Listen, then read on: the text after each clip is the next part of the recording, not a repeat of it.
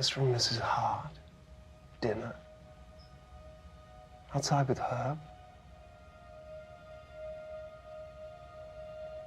I think something's wrong here, Wanda. Hello everyone, the December Review here, back again with some thoughts on the third episode of WandaVision. Spoilers ahead for the show. Wanda? Where's Geraldine? Oh, she left, honey. She had to rush home. So, for the quick rundown on what's happened here in Episode 3, we are now in the 70s, equipped with a full Brady Bunch-esque intro in stylish new clothes and haircuts. Wanda is now around 4 months pregnant, and they have the local doctor over to make sure everything is going okay. Since time is apparently sped up here, it doesn't take long until her contractions start. Geraldine pops in as Wanda starts to go into labor, and she assists with the delivery. But hang on, she has twins. Meanwhile, Vision notices something isn't right with his neighbors and begins to question what's going on in this town of Westview. Let me start off by saying, holy heck, what an ending to this episode. There's lots to dive in here, so let's start off with the obvious references. The new 70s backdrop is straight from the Brady Bunch. The living room is a direct lift, only with the stairs facing the other direction. Also notice the Infinity Stones color palette in the glass above. The backyard is also the Brady's as well, and of course we get the monkey's Daydream Believer featured here, which we can draw a direct line back to the infamous Marcia and Davy Jones storyline on that show. We also get nods from Good Times, The Partridge Family, and The Mary Tyler Moore Show. The doctor that Vision brings back to the home is named Dr. Nielsen, a nod to the TV Nielsen's rating system. He gives us a big clue here as he's trying to get ready to go on vacation to Bermuda. They could have used any location as his destination spot, but the fact that Bermuda is the Devil's Triangle is telling. So is his lines near the end where he says, "Small towns, you know, it's so hard to escape." Notice the emphasis on escape. That, along with the odd behavior of their neighbors and that Truman Show vibe that was kind of hinted at before, is ramping up big time here. If his was more than just a vague ambition, if he was absolutely determined to discover the truth, there's no way we could prevent him. So what was going on with those neighbors? We see Herb cutting some bushes early on, and then he just kind of stares blankly off as we see him start cutting directly into the concrete wall. It's an odd moment and one that brings a few questions. Is he under a spell? Is he doing this on purpose for reasons we don't know yet? And how about Agnes? Between already referencing the snap, her mysterious husband Ralph, and her mention that the devil isn't just in the details, in episode 3 we get a closer look at the brooch she is wearing. Its design can be interpreted a few different ways, but I see the Grim Reaper and a Psyche with two smaller people at his side. Twins, perhaps?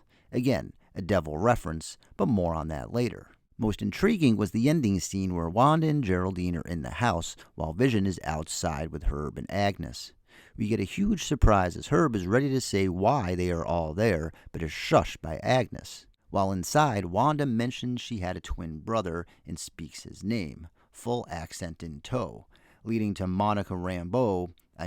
Geraldine to break character and then mention Ultron.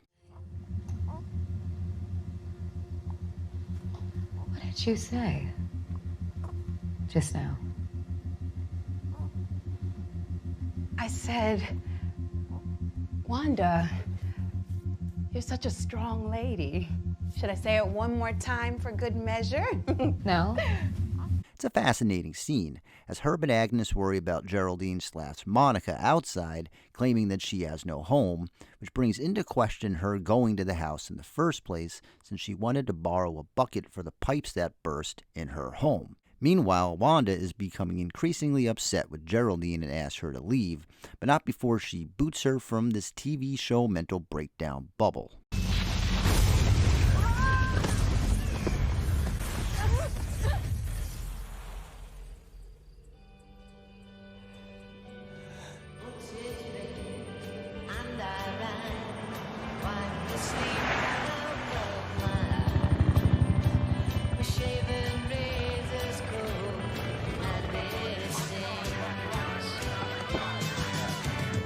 pretty cool to see the old school red magic powder we've seen before in The Wizard of Oz, but why wouldn't the stork just disappear?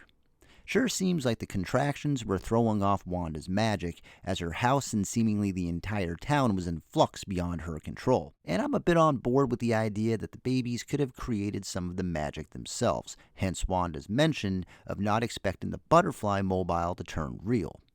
It's a bit of a Nightmare on Elm Street Part 5 situation they got going on there.